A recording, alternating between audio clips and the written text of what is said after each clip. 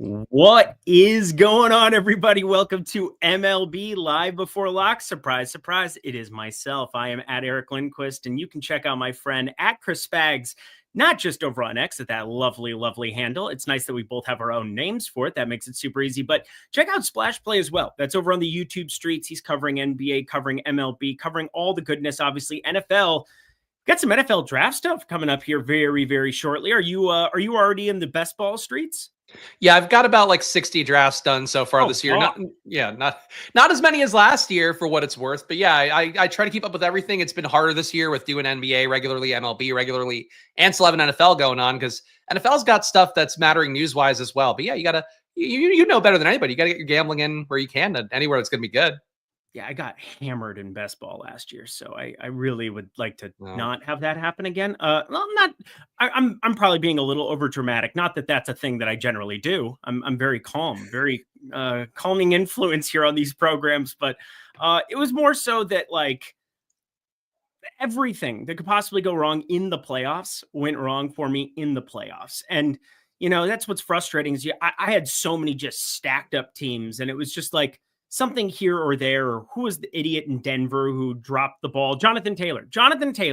If Jonathan Taylor scores a touchdown there, I advance like a billion teams. Oh yeah, and then he wants to nuke the next couple of rounds too, so you got it paid off on both sides. I mean, it truly was as egregious as it gets. But anyway, that is not this program. This is going to be MLB, but I want you guys checking out Chris Spags stuff because support of him is support of us, and we appreciate that, of course. And obviously, he's going to be not just here today, but he's going to be filling in for Mr. EMAC himself tomorrow with myself. So that'll be fun. We're going to be covering a 5-game main slate. I think it's 4 games in the morning. We're not going to have an MLB morning show, but the afternoon we will have covered for you there. Looking forward to that. But we've got a really fun slate, and DraftKings, they did the right thing. I was asking for it. I was clamoring for it. We have a 10-game main slate with 5 games.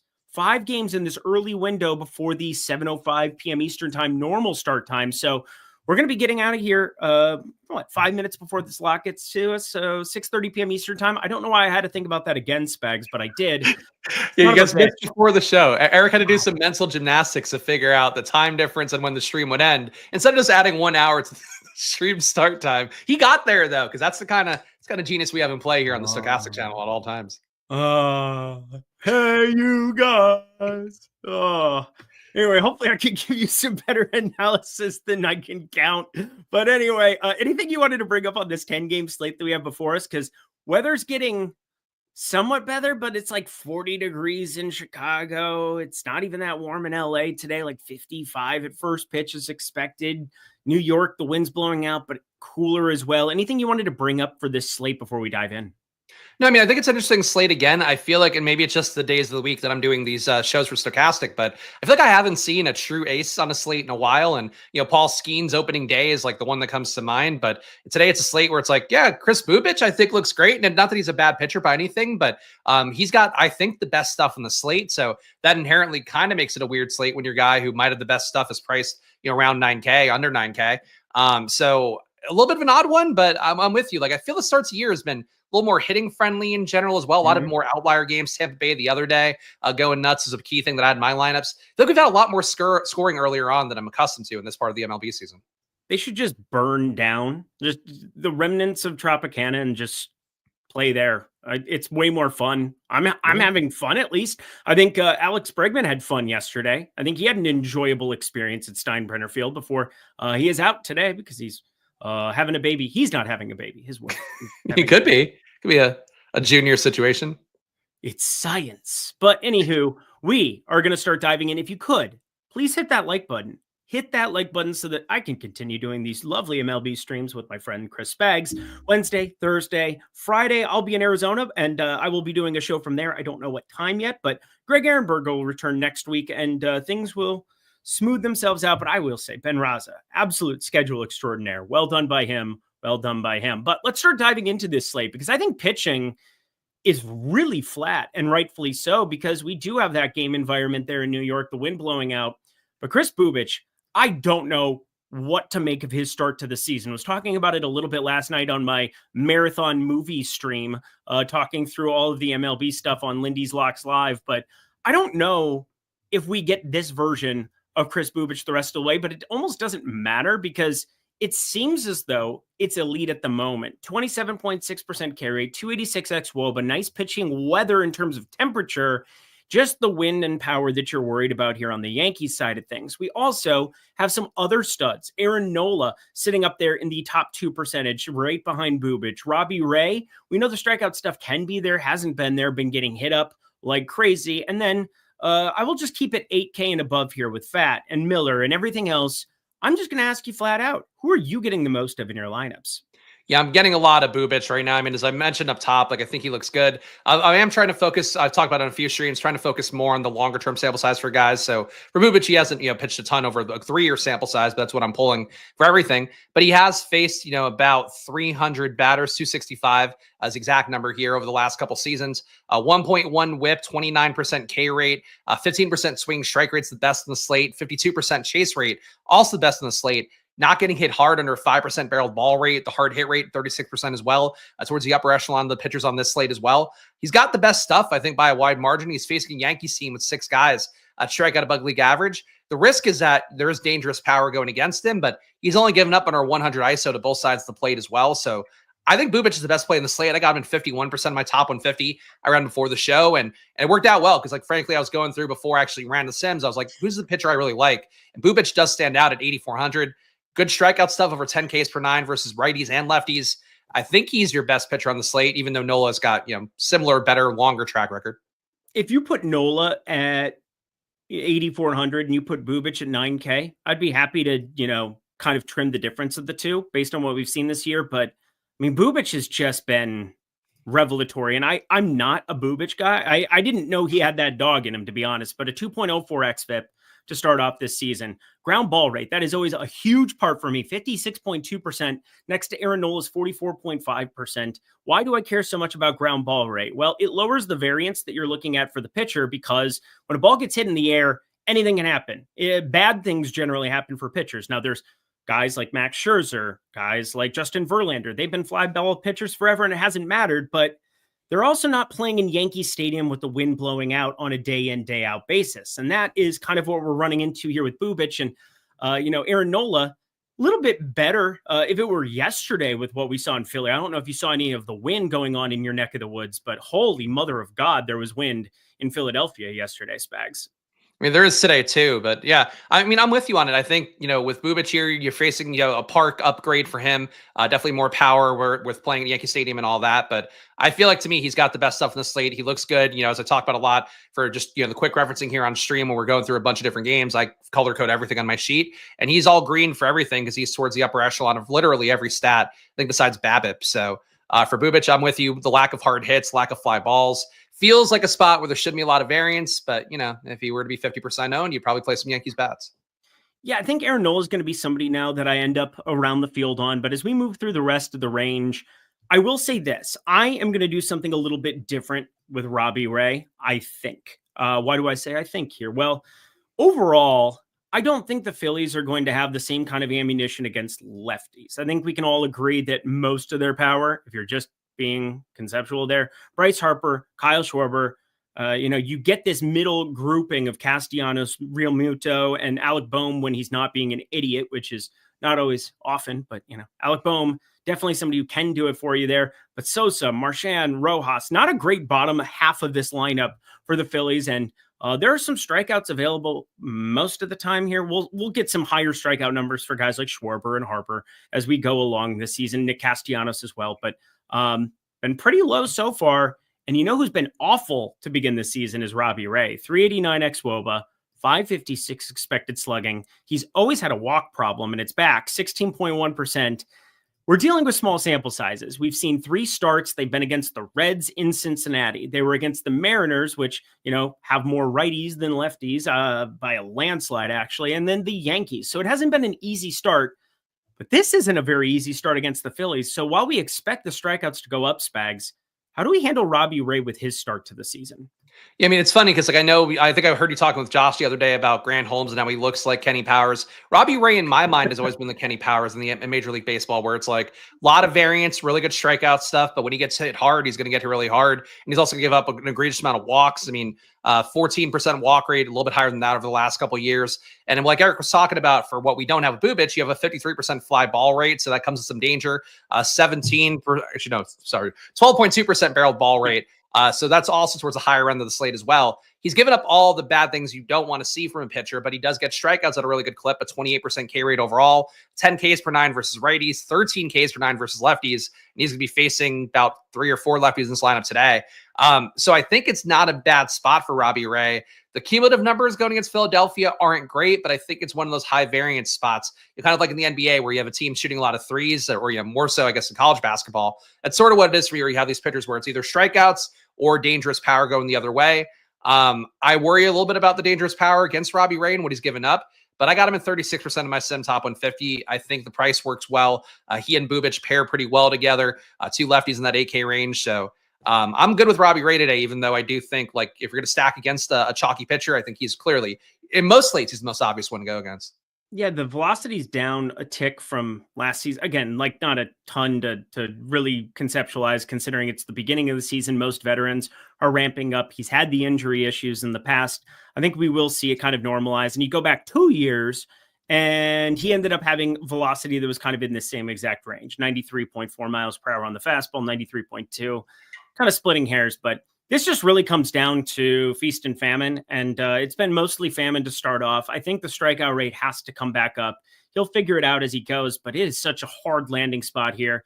He's throwing a four-seamer over half the time. There are a lot of righties in this lineup that is basically all that they do. I mean, Trey Turner, Castellanos, Real Muto, that's what they make their hay on. Alec Boehm, not enough sample size for me to go crazy one way or the other. Obviously not been as impressive as last year, where he was definitely crushing up on some lefties. But let's work through the rest of some of these top tier pitchers that are pulling ownership. And let's talk Bobby Miller, because this dude, I've never understood how he didn't get strikeouts at the major league level.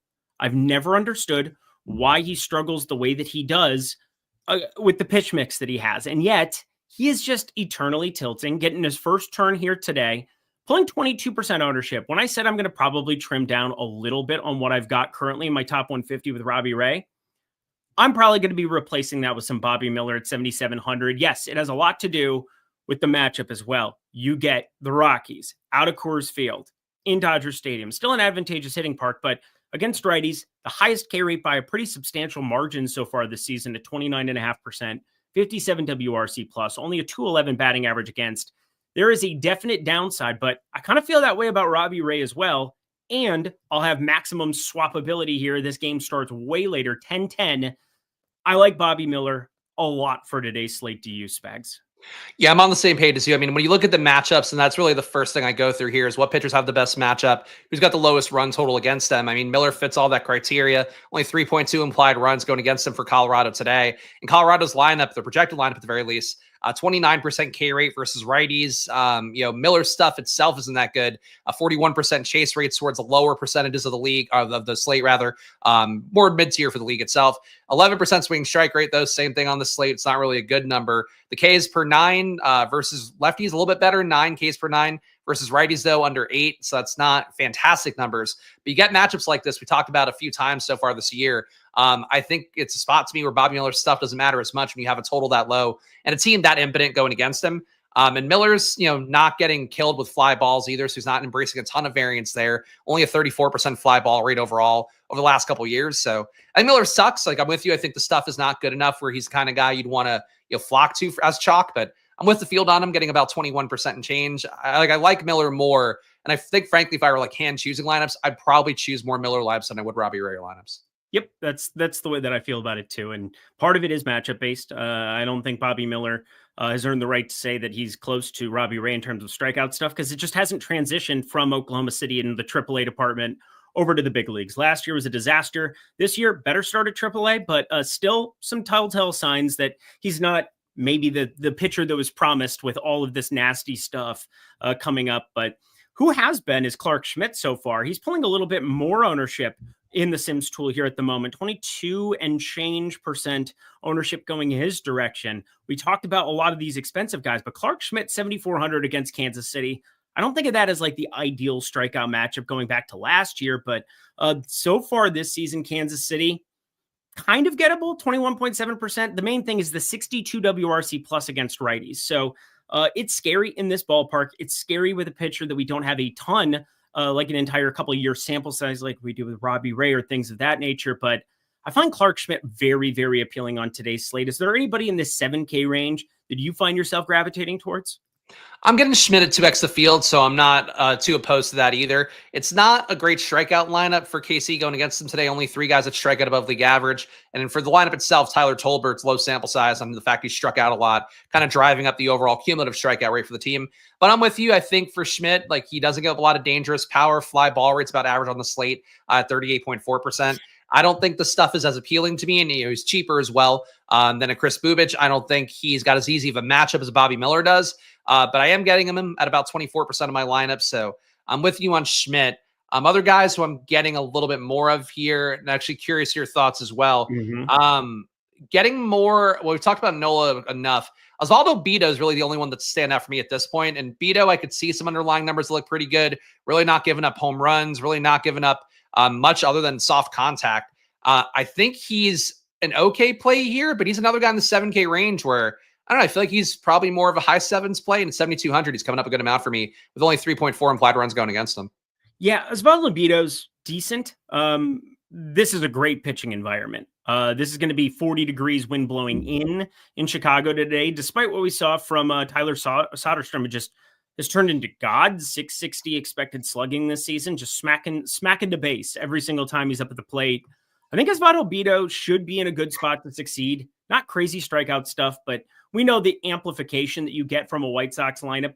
And this is about the best one that we've seen for strikeouts all season long. Miguel Vargas leading off. Luis Robert having issues. Nick Maton, who's been at the top of that lineup, 154 expected batting average. He's sitting around a 31% K rate. Andrew Vaughn's always been around a 25% guy. Joshua Palacios, he has such an issue with strikeouts this season, although over the course of his entire career, only 22.2%. No idea what's going on there, but I'll take it. I think Osvaldo Bido's a great shout out. I think he's definitely somebody that I want to be taking shots on. And that's kind of why I think the Sims tool is doing this. We're underneath the field on Bryce Miller at 8,500, which I totally understand in that game environment. We're under the field on Nick Martinez, another guy that I think was brought up by my buddy Aiden there in the chat a second ago. And then this is going to be something that I change. And I actually put a marker there, and we'll talk about it in a second. We're under on Gavin Williams entirely. Patrick Corbin, I don't even want to talk about whatsoever in any capacity unless we are targeting him with bats. And then the last one that we are way underneath, Brandon Pfaadt, only 2% of lineups. And I'm a Brandon Pfaadt guy, but I think this just speaks to what we have available to us in the 7K range. And when the projections are going to mirror that, I think you just take the savings, get yourself up to some bat spags, and just kind of keep rolling the dice with these 7K guys. Yeah, I'm on the same page as you here. I mean, I got a really kind of concentrated pitcher pool today with Nola. I mean, big stand on Bubich, as we talked about. Over half my lineups have him. Robbie Ray, Bobby Miller, Clark Schmidt, Bido. Those are the only guys that have above 10%. Everybody else about 5%, 7% max for Brandon Pfaadt. I like the way that this is building out right now. You know, you have enough teams on the slate, certainly get different. I like guys like Nick Martinez's stuff. I just think the team total, the projection don't really get you there. So look, there could be a low owned pitcher that does pay off today, but I think the Sims kind of put you on a concerted track for a few pitchers here. You know, let's say a group of 6. I think that group of 6 stands out as being kind of a tier above most guys. But you know, there can always be an outlier that comes, and people love Corbin in the chat. I was getting a lot in the sim earlier, and thankfully that went away. Yeah, thank you, dear Lord. That would have been not good for me in terms of betting. I mean, I've aligned myself very, very heavily against Patrick Corbin, as I believe others should too. But let's finish here, because this one's kind of interesting to me. Mitchell Parker. If I'm going to boost one pitcher in the Sims relative to where their ownership is at right now, it's actually going to be Mitchell Parker. He's had a really brutal season so far. $7,900 that he is on DraftKings here for today. On FanDuel, probably not really all that necessary. Wouldn't be looking at playing him in a one lineup spot, but look at his numbers so far. 341 expected slugging, 305 XWOB, but 37.9%. Really good stuff. The concerning part from a DFS angle is only a 13% K rate, but my friends, gets a Pittsburgh Pirates lineup, strikes out around a 30% clip. And look at all these righties and who is going to be available to strike out in it in a spot where it's sub 50 degrees in a good pitching ballpark. I'm talking about Mr. Brian Reynolds, 32% K rate. O'Neal Cruz, batting cleanup, 28 and change. Tommy Pham, 27.5. 27.8 for Jared Triolo. I don't know what to say, Spags, other than I think Mitchell Parker has more strikeouts in him going forward. And if he's going to be avoiding disaster the way he has been to start off this season, I'm going to roll the dice in more than 2% of lineups. I think the field had him at 5 and change. I think he's a really nice boost candidate who's going a little bit under the radar. So I'm anti Mitchell Parker today, not in terms of getting a ton of stacks against him or anything, but for Pittsburgh, to me, like I get it. I agree. The lineup's not the strongest overall for this group against lefties, a 233 on base percentage, like a 104 ISO. And that does include Jared Tree, although it doesn't have any stats pulled in by Fangraphs. But I think Parker's stuff is not good enough for me to be dying to. The chase rate's probably a little better than his strikeout rate is, but he's facing a good amount of righties, and he's been actually pretty awful versus righties, giving up only 7 Ks or getting only 7 Ks per 9 versus righties compared to 9.4 versus lefties. And Pittsburgh, too, if you go over the longer term sample size, and that's, trying to get to like about, 550 to 750 at bats generally to get that sample size where it needs to go. Some of these guys are not as bad as they've been the smaller sample size. Like Reynolds is more like a 23% K rate guy, versus lefties. I don't think it's a cake matchup. I don't think Mitchell Parker's stuff is that good, but at that low ownership, like I think you're totally viable in that respect. And he probably has better stuff than he's shown. I just don't know that he's good enough for me to like die on the hill of today. Yeah, that's okay. I'll just collect my money. I'll pass go, collect $200 when you're the one with the heater, so that's right. I should just tail you blindly. No. So last Friday, that heater came to a screeching halt in like the most ridiculous way possible. 2-8, 0-4 on home run plays. That is not fun, but we have bounced back with a vengeance here. But I like the over 4.5 strikeouts for him at even money. Was talking about it actually. I can't remember the young kid's name. I'm talking about it a little bit earlier today as well. We were digging through the data on the show with Aton, the tail show that we do in the afternoons over on X. Get you some free coverage if you guys ever follow me over at Eric Lindquist and are looking for a video or two that isn't me with a puppet. But I like my singing puppet, my talking puppet. He's lovely. He's here. He's lurking. I got a puppy over here, a puppet over here. I got something for each hand. You don't have to go there, Eric. You don't have to think that. Well, I did because you said it that way. Anyway, 200 plus likes. We could probably have a puppet appearance. I think that's something that Loco will be super loco about. So yeah, we'll continue on our merry way here. Anybody else that's showing up for you whatsoever that we haven't discussed? Because Zach Littell, pretty uninspiring stuff in that ballpark is not ideal. We've got some other guys that we've already discussed. I mean, I'm trying to even like think about whom else, like Bryce Miller. I totally understand why I'm not getting to a ton. Not a crazy amount of strikeouts available to him. You got Cincinnati getting healthier, getting some of their main pieces back into this lineup after, I know it's only been a couple of weeks, but feels like they were just hurt and, had a number of guys, Matt McLean specifically, out of that lineup. Gavin Lux finally waking up and getting himself on base a little bit. Dean Kramer, not really for me here in this spot. Gavin Williams, not really the kind of strikeout arm that was promised. Anybody that you find yourself getting above the field on that we haven't discussed yet? No, I mean, Clark Schmidt's my biggest stand. I know we already talked about, but I got 3x the field on him, so that's taking up a lot of my ownership. Everybody else, I'm under on, pretty much across the board. So most of the guys we talked about, and if I really had to choose, again, gun to your head thing where the gambler coming into your house trying to kill you is really specific about the things they want. I'd play Chris Bubich and Bobby Miller if that guy were breaking into my house right now.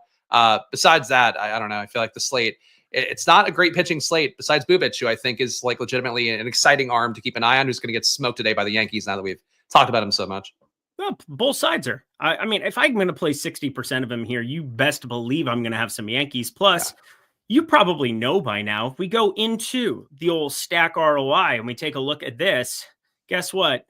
Colorado, I mean, actually, they're not showing up today. I just kind of assumed because every single slate that we've gone in here, we have seen the team that is opposite of like the chalkiest pitcher on the slate is pulling all the ownership. Yankees are way down here, negative stack numbers. And well, people are still playing them to some extent. They are the Yankees after all, those New Yorkers, crazy people. Wild to see only seven stacks on the Colorado side. Might have to get a little bit more Colorado before I get to lock, purely because we do know Bobby Miller has had an issue coming from AAA to the majors last year. It was a stone cold disaster, but keep an eye on how things are shifting here as we get some other lineups that roll in. We're probably not going to have the Dodgers lineup. That is one of the casualties. We'll probably won't have the Rockies lineup, a casualty of having the earlier start time. But I think that kind of does it for pitcher. Do you want to take a look at FanDuel here quick? Yeah, sure. Yeah, let's take a little gander. Built out a couple of lineups before the show, but the ownership is really concentrated around one guy, Aaron Nola. Aaron Nola is definitely your best option. He's somehow 8,800 on the slate, 9K over on the DraftKings slate. If you ever get a pitcher who's good, who's cheaper on FanDuel, they're going to be more popular. That's generally how things work. It definitely works that way in the NBA and NFL streets as well. We got Robbie Ray. That's an uncomfortable meatball. Chris Bubich, 10-2. He is really priced up for what his success has been in the early going of this season, pulling a little bit more ownership than I would like. Brandon Pfaadt, not really going to line in my lineups, but this is the guy that I wanted to discuss for FanDuel purposes. If I were playing FanDuel today, holy Lord of Christ, I would have so much Bobby Miller at 6,300. It would actually probably be a problem. So Bobby Miller, FanDuel, my favorite pitcher by far. Do you have a favorite pitcher looking at the current ownership? Yeah, I think it'd be Bobby Miller for me too. I mean, we talked about him enough on DraftKings. He's even cheaper on FanDuel, and frankly, not owned enough at only 9%. So I would take that shot on Bobby Miller. I do think Nola, like you mentioned, is a different conversation there. It's actually almost exactly what you talked about at the beginning of the show, where what if Bubich were higher priced? Maybe you still take shots at Bubich, but here you're talking about a $1,400 difference with Bubich and Aaron Nola, and I think Nola's stuff is comparably good, and certainly the track record's been there for a longer period of time. And frankly, you make the case the matchup's a little bit easier for Aaron Nola as well. I think Nola holds a lot more appeal there, even though he's just going to be higher owned than Bubich. But yeah, Nola and Bobby Miller, I think would be my preferences on there. I still like Bubich on FanDuel if you can get there, but you really are paying the price tag for all of his underlying numbers. I mean, my main thing of Bobby Miller and then Aaron Nola, as opposed to anybody expensive, is this: Judge, Ohtani, Schwarber, Betts, Carroll, Trout, Teoscar, Wood. I mean, all of these guys are pulling crazy ownership because you have to get to them here on FanDuel. Like, you have to be just stacking up some of these guys. There's so much upside at the outfield position. Getting these guys right and being able to afford them is very important. And obviously 1, 2, 3 Dodgers stacked amongst everybody there. Ohtani pulling nearly 50% ownership on a baseball slate on FanDuel. Pretty wild to be looking at, but they have their slate pretty constructed to what DK does as well. I'm in accord with it. I like getting to the expensive guys here. So as such, Bobby Miller definitely unlocks quite a bit. I think there's one other guy, Mitchell Parker, 10K. No thank you on FanDuel, that's for sure. But Clark Schmidt is 8,100 pulling no ownership at the moment. That's at least got to be dice roll worthy, right, Spags? Yeah, I think that'll make. Sorry, my toddler just wandered in to tell me he's going to the potty. Totally so. Oh, that's great. Yay, go Luca. Yes, he is. It's for people that aren't filled in right now. My wife is out of town for the night, so I have a puppy here. I have a toddler who was watching Cars 2 peacefully out in the basement area outside my studio, and he had to come in and tell me I paused it because I'm going up to go potty. It's very cute, but we're trying to close out the loop on pitching here. This is a wholesome show. I'm going to make sure I don't say F or S or any. He wouldn't hear it anyway, and he hears it more at home anyway. We're trying to just overly say it. Who cares? So awesome. Fuck him. Anyway. Fuck him in his pooping butt. It's inappropriate. Oh, was that the line? I'm sorry, guys. I'm very, very. Here's the puppy. If that was the line, here's the puppy. There you go. Oh, there it is. Look at the puppy. Oh, he's feeling good. Oh, that's nice. That's nice. Anyway, Puppet Lindquist, he probably is having a blast here as well. But I was just talking about Clark Schmidt's existence at 8,100, sub 3% ownership. That's worth a dice roll for me. Yeah, I mean, look, I'm getting 25% Clark Schmidt. I'm with you on it. I frankly think, looking through some of my numbers, like I want to get to stacks because there's one stack I'm getting a lot of. And it's a pitcher I've touted before on stream. I think has good stuff. I don't think he's paid off super well so far this year. But yeah, I think Clark Schmidt I'm getting a lot of here. I'm just getting a lot of Seattle now, and I'm realizing I probably don't want that. So I'm going to have to massage that in the back half of the show. Love massages. Anyway, guys, I also love Portfolio EV. It's 7-day free trial at the link below. We talk about it a lot on these shows, and why? Well, we're in the business of helping you make money. I know Chris Spags has had multiple 5-figure wins in the NBA streets, myself included, had a couple of 6-figure ones. It's been good times in the DFS streets the last couple of years, but I got to tell you one thing.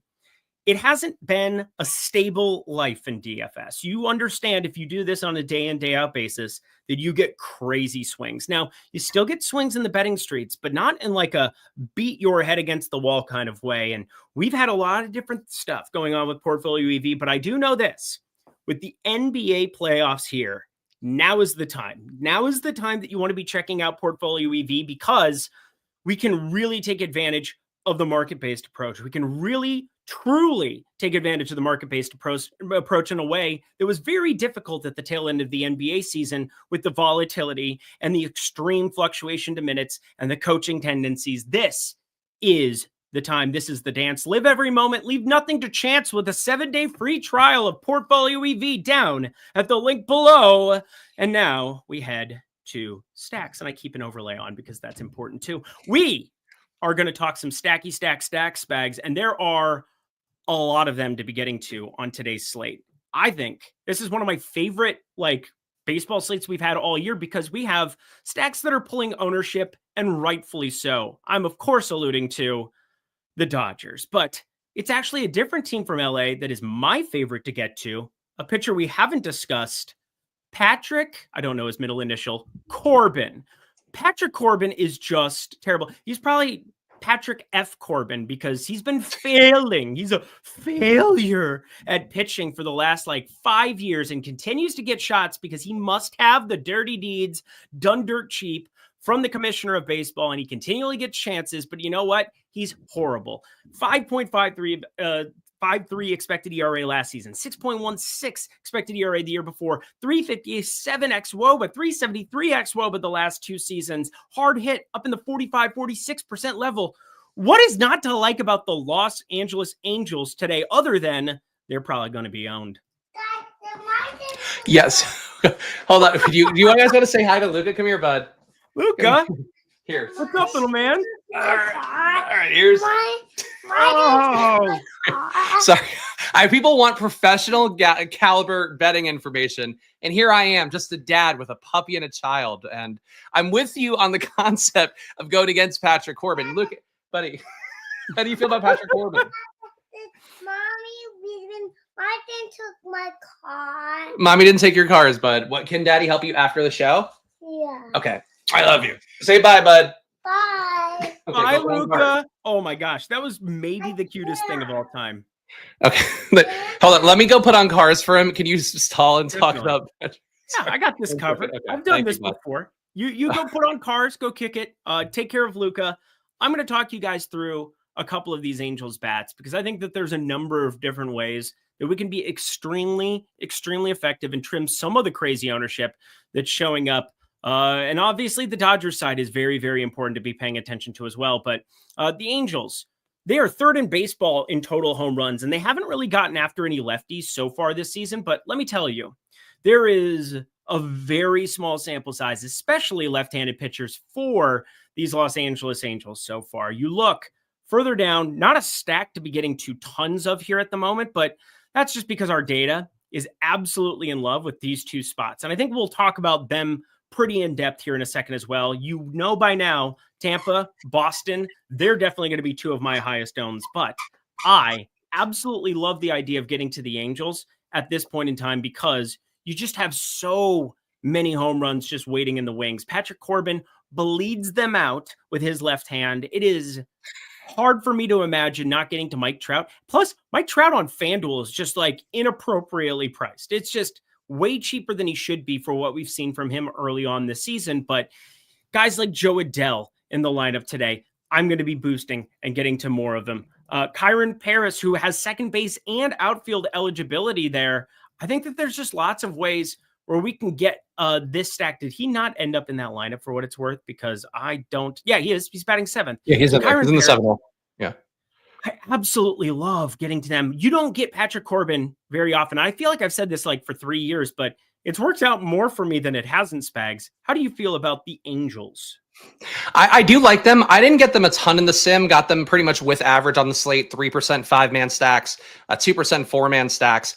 I'm with you going against Corbin. Seems like a pretty nice spot to get to, given the fact this lineup doesn't strike out a bunch. Only 3 guys have strike out above league average, 21% aggregate K rate. If you're not going to strike out against Corbin, not that he's getting many great strikeouts anyway, you have a pretty good shot to put some dangerous power against him. In particular, a right-handed bats against Corbin the last couple of years, putting up a 202 ISO, which is one of the worst marks on the slate. So I like the total for the Angels. I'm with you on it. I didn't get them enough naturally here, so I think boost them the sim here. And my final run is going to be what I'm going to try to do a little bit.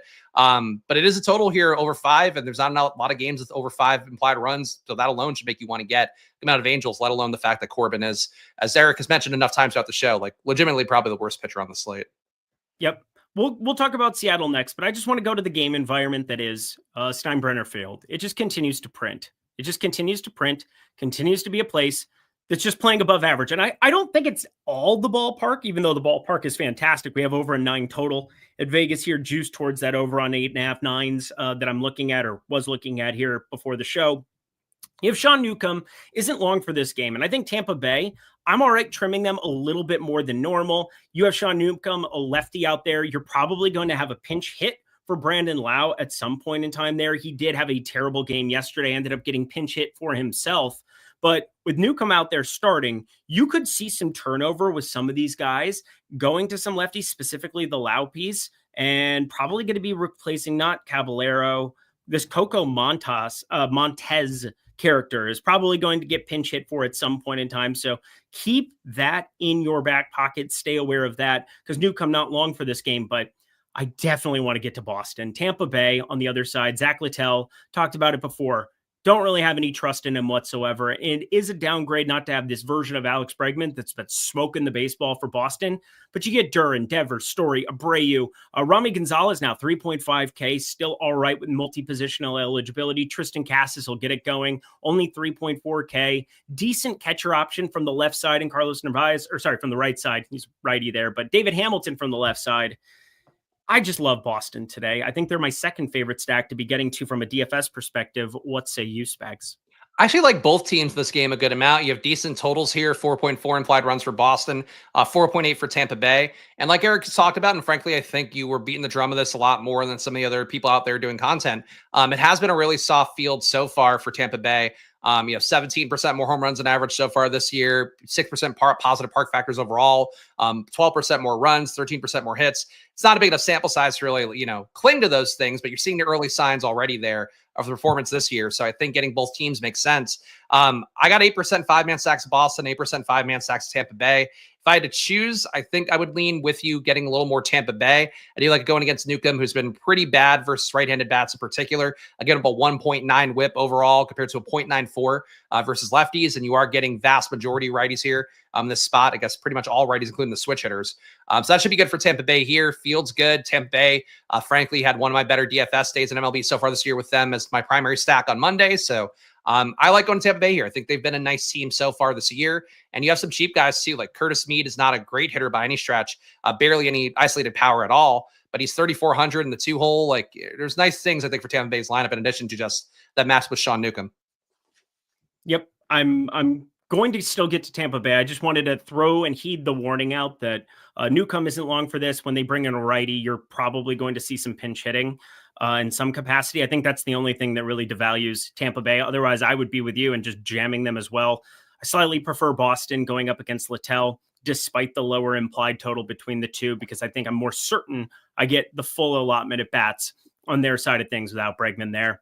Arizona up against Max Meyer. Freaky for sure. Max Meyer's been pretty good at avoiding walks. You know who hasn't been? The Miami Pen. The Miami Pen, every single arm in their bullpen is over a 10% walk rate, over a 10.7% walk rate, in fact. So if Max Meyer doesn't go deep into this one and they get to that bullpen, you could be moving the line with some of the speed power combination. I mean, Corbin Carroll on another planet at the moment. But let's discuss Seattle. Bryce Miller getting rolled out there in Great American Small Park, but Nick Martinez, he's been an effective pitcher since he got acquired there last season. 3.19 expected ERA. Doesn't seem like the kind of guy you want to pick on, but a couple of things that are happening. 416x Wobicon, which for me is basically just a metric. I generally want to see that in like the 315, 320 range. Like that's really what we're going for. Even last year, 332x Wobicon, 361x Wobicon the year before that. He's constantly outperformed his expected ERA in just about every big league's season since he came back from Asia. 3.83 expected ERA in 2022, 3.47 there, and go on and so forth until this year. 4.47 expected ERA, the highest of this 4-year tenure. He's up there in terms of age, already 34, has a lot of mileage on the tires overseas that doesn't show up in the Baseball Savant and Fangraphs logs. I think this is a spot in this ballpark to be going after him here with the Mariners. Huge park upgrade for a team with a lot of power spags. Yeah, I mean, I'm with you on that. I got a lot of Seattle today, and like I think Nick Martinez is really good stuff. Like 47% chase rate, you're talking towards a higher echelon in the slate. 12% swing strike rate, same thing. The hard hit rate being at 24% towards the lower part of the slate, so you're not talking about a ton of dangerous power. Not talking about a guy who's giving up a lot of hard contact. Also, getting guys to chase, come out of the zone. Those are all positive things. But you know, the price tags are where they are. The stacks tool is also pushing a good amount as well as Seattle today, with them having an 11% chance to be your top value stack, 8% chance to be your top stack. Appropriately owned, I think, but I think Seattle looks good enough here. I have some questions. I kind of want to get more Nick Martinez. Only got 3% of him in my sim. Would like to bump that up a little bit more because I think there's a chance here if the Seattle stack busts, they might do it as mega chalk, and Martinez might have good enough stuff to make it count. But yeah, I like Martinez here. I think that he's a good enough pitcher, but didn't get him, got a lot more Seattle. So the data is just kind of pushing you more on that side, and take what the data gives you. Hey, we got the entire slate of lineups. So Jesse, downside of me, you can go F yourself, San Diego. How about that? How about that, you little pipsqueak? Come at you. Come at the king. You best not miss. This is a way better slate now. We have every lineup already, and we don't have Will Smith in the lineup. So that's going to change some stuff. Austin Barnes caddying for Bobby Miller. They have a little familiarity together from way back when, 3-4 years ago, when Bobby Miller was the truth coming up through the AAA Oklahoma City. But that is a conversation for a different day. The conversation for today is that we have Ohtani, Betts, Freeman, Hernandez, Conforto, Edman, Muncy, Pages, and Barnes. That is still a really good Dodger lineup. Have fun, Herman Marquez.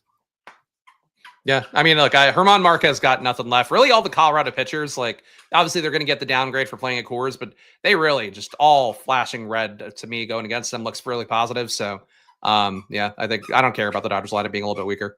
Yeah, not getting to a ton of him, but I mean, the one guy that you just get in the Sims, if you are building in the Sims every single day, I mean, what's not to say about a 50-50 Shohei Ohtani with first base outfield eligible? Like, you just kind of get to an eternal amount of him and move on with your day. Yes, Spags?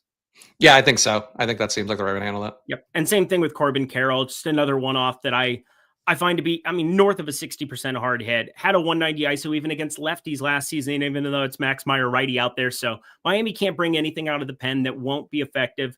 We'll say, I want this set in stone. Corbin Carroll is the best at the plate bet that I've seen, period. I hate when they show at the plate bets and like, oh, plate appearance, like the VIG is outrageous. I've been tracking this the last 2 games because Corbin Carroll, obviously I've had for a home run the last 2 games. And I've paid attention to some of the live odds. Bet him for a walk. Bet him for a walk at a plate appearance after Max Meyer gets out of there. Because Max Meyer avoids the walk rates, but I think it's like 40% expected value I was projecting out yesterday on a walk at the plate. So live at bat, I think has positive V for Corbin Carroll to bet him to walk in the event that you get Max Meyer out of that game late and it stays intact. So keep that one in your back pocket. I think that could end up being like my sharp day call of the year kind of thing. Might end up putting more than I'm comfortable on that. But anywho, we continue on our merry way. Other stacks that aren't pulling as much ownership that we're interested in. Who are they for you, Specs? Because I got one that's in this mid-range that I'm going to get way over the field on. Well, I'm curious your thoughts on Arizona overall, because you've been very bullish on Corbin Carroll, and obviously I got a lot of him as well. Got 25% in my sim exposure. But I got a lot of Arizona 5-man stacks overall, 11% in the 5-man stacks.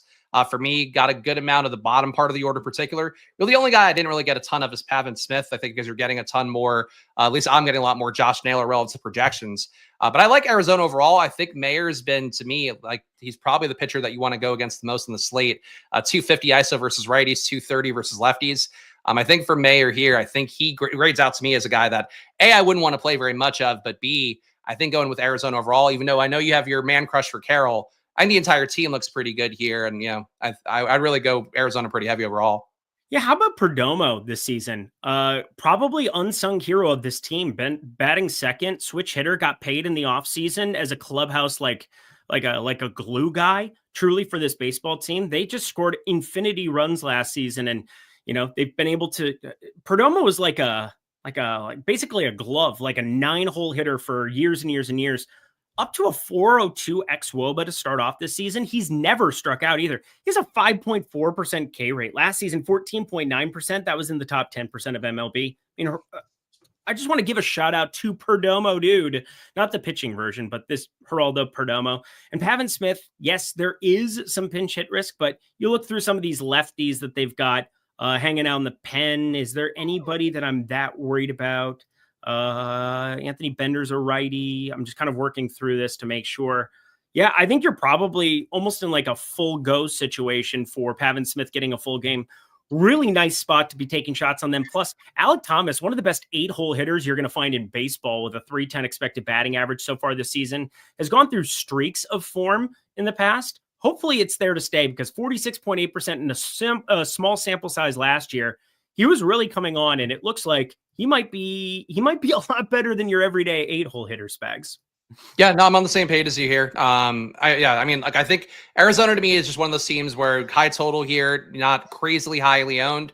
I think they're a team that getting any parts of it's okay. But Pavin Smith, I just think I'm with you on the replacement stuff the most. And his projection is about point and change lower than Josh Naylor. So if you are playing Arizona, maybe playing some Pavin Smith, I think at 4,500 way to get different there. And if he's the one that hits a home run, let alone has an outlier day, that's one way to win with Arizona.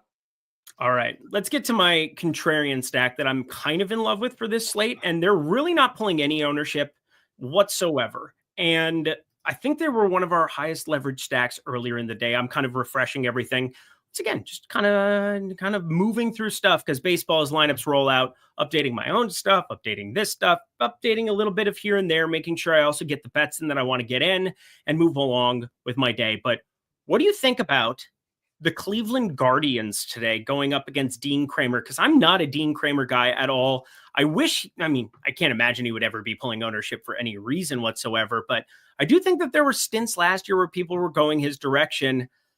You get Baltimore. It's not as good for lefty power as what you're getting in Progressive Field by any means. We saw Stephen Kwan go yard yesterday, though. Didn't affect him, but the wind's blowing across towards that right field pole. And I got to think there is an opportunity here for run creation for a Cleveland team with a lot of lefties that they're rolling up to the plate.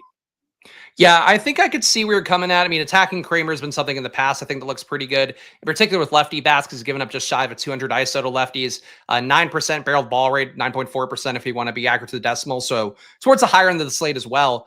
For Cleveland, the thing that would spook me is, number one, just didn't land there a lot sim-wise, and they weren't a team that occurred to me to try to boost. Even though you have some decent projections, like steep price tags for guys like Ramirez, Stephen Kwan, who, as Eric mentioned, hit a home run recently, but $5K for him in the leadoff spot feels pretty aggressive for his underlying numbers.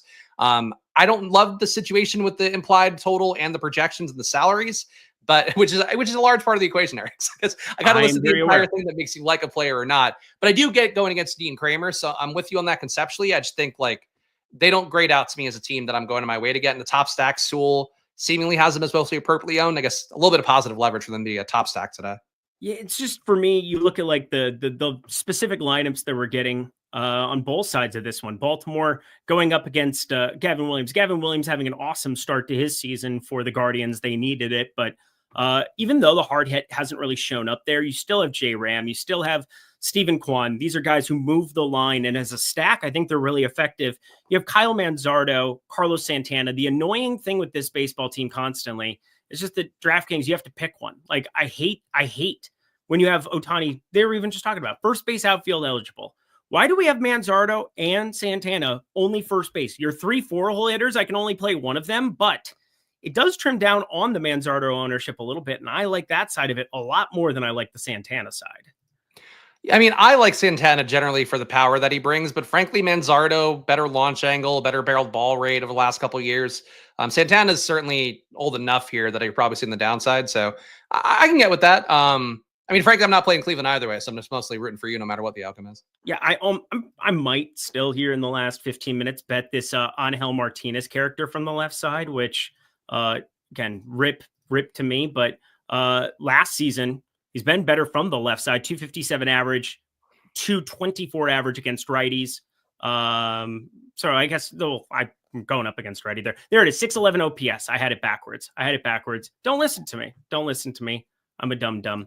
I'm finishing this out. I got to do one more run here now with the updated Dodger ownership so I can give you the most updated stuff here. But any other stacks that you are getting to more than the field? Let me see that we haven't talked about yet. You talked enough about Arizona, talked enough about Seattle, talked enough about the Rays. Those are my biggest 5-man stands. Got a little more Texas 5-mans than I would have thought. I guess to make the case for them here, so I'm trying to fight the puppy climbing all over me. We got You're doing great, sweetie. You're doing great. This has been a fucking haul. I think the kid might have pooped out there too. I'm not looking forward to what's waiting for me after the stream ends. I don't love the implied total for Texas, but it's not bad at 4.6 implied runs. Soriano was a guy that Eric actually talked about at length on the last slate that we had done together last week. And he ended up winning the slate for people out there. He's got good enough stuff. Doesn't give up a lot of power in terms of the home run rate, only 2%. Walk rate's at 11%, K rate at 24%. Like pretty pedestrian numbers to better than pedestrian numbers across the board. But, you know, Texas has a lineup here, 255 ISO versus righties, padded out a little bit by Dustin Harris hitting from the left side of the plate. And he's been a pretty good hitter in a very small sample size so far. But the rest of the team as well, only 4 guys that strike out above league average. Soriano's stuff is better than average in terms of strikeout, but he's not a guy you're terrified of. Mostly making the case for myself where I'm getting 5-man Texas stacks as much as I am, but they're not owned a crazy amount, and they do have some positive possibilities here being a top stack with a 4.2% chance and a 4.5% chance being top value. So I think Texas seems under-owned, but it's not really. I don't love them as much as you love Cleveland, I guess. No, I love Cleveland. I also like San Francisco to some extent. I'm seeing that in the chat purely because of leverage going up against Aaron Nola. I'm running one more sim for everybody here. I'm running one here, my own stuff. So I've got everything ready to rock at lock. We are locking in 13 minutes. We will be out of here in 8 minutes on our program, turning it over to NBA Live before lock. That is going to be Josh Engelman. Solo stream going today, Josh Engelman, which is always a fun one. He does the strategy show. He always has, he always will, in terms of being able to get you all of your NBA prep in the morning. But he's going to be doing a solo stream this afternoon here. And then going on playback with Ben Raza right after that at 7:30 p.m. Eastern time. You're going to want to stick around on the Stokastic YouTube channel. And while this is running here as well, we'll say this. If you guys want to take advantage of anything that I'm showing here on screen with the Sims, we have a way that you can do it for free. You simply sign up at one of our partner sites, Fanatics. Now, all fully operational, ready to go. We got Pick 6, where it's bet 5, get $50 in Pick 6 credits. An awesome welcoming deal. You can use promo code Lindy if you're so inclined. You have Underdog Fantasy. You have FanDuel Sportsbook. So it doesn't matter. Pick 'em or Sportsbook. Sportsbooks or Pick 'em. You sign up with one of those. You email support at Stokastic saying which package you would want, whether that is for the MLB streets or throughout the entire NBA playoffs, which we still have 2 months, tons of slates coming our way for that. If you guys want to check it out, sign up with one of our partner sites, email support at stokastic.com and get yourself a free month of our core DFS package. That would be awesome. It's only for 21 and over. If you have a gambling problem, please call or text 1-800-GAMBLER. Boom. That's how we do it in the pros. Just saying. All right, we've got it. Rocking here in the corner of your screen, saving my top 150. Are there any stacks that you're not getting to as much of this as the field here, Spags, before we give our home run plays and get the heck up out of here? I mean, Cleveland is definitely one I would like to get more of. I did have to boost Arizona, so I'll just say that out loud here. Did want to get more of them, and I did that before the show. And that's something too where, you know, you might not get them enough naturally. I think you'll get them enough with Stokastic Sims, but just in case, I think I got them extra because of that. Honestly, sim-wise, I guess Philly against Robbie Ray, I didn't get much of, and I would like to have a little bit of a hedge there, given the fact that I've got 35% Robbie Ray. As we talked about at the beginning, like Robbie Ray's got good underlying strikeout stuff, but if he doesn't get those strikeouts, he get absolutely obliterated by most teams, let alone a Philly team with a 207 ISO versus lefties. So getting more Philly would be nice, given the fact I might have to go clean up a toddler's butt. With the stream ends, I'm not sure I'm going to get enough there. But I do think that Philadelphia, to me, is a team where I just didn't get a ton naturally, and I think they're a team I'd try to go out of my way to get, given the ownership you have going against the pitcher. Any Reds live on FanDuel? Not for me today. Not going to be for me. Charles Moran, killing it with the Sims tool. He was saying as of today, I'm up 539.34 profit on the MLB season. Very exact number. Appreciate you throwing that out with the exact deal. I would have called you on it if you hadn't given me to the cent.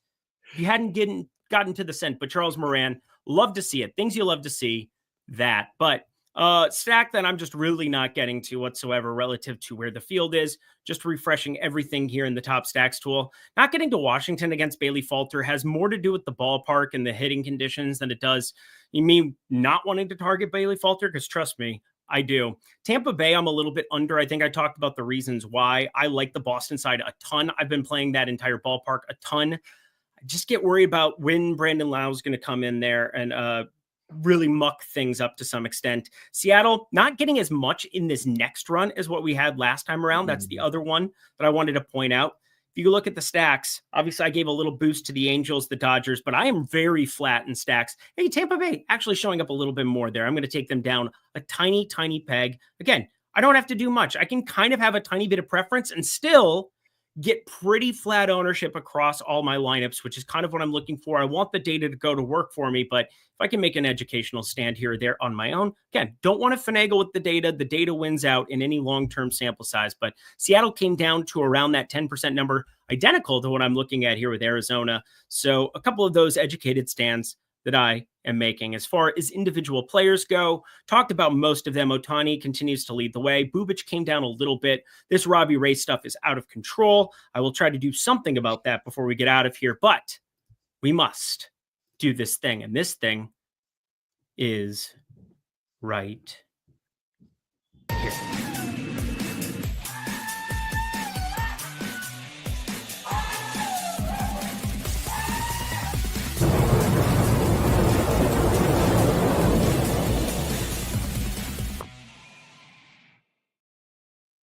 Yeah, brother, hit the like button, and Puppet Lindquist might actually give you his favorite home run of the night. See what I did there? Just putting you on the spot. Oh, great. I love it. It's the most depressed Puppet Lindquist has ever been. I gotta go clean my kid's butt.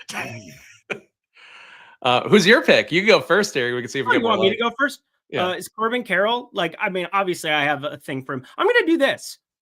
Jorge Soler, absolutely destroying baseballs going up against a pitcher who doesn't strike anybody out. Jorge Soler, I wanted to say Joe Adele too, because I'm sick like that. Kyron Paris has crazy hard hit too, but Jorge Soler batting cleanup, 506 expected slugging, 17.5 degree launch angle. I think he's primed to launch one, maybe two for us today.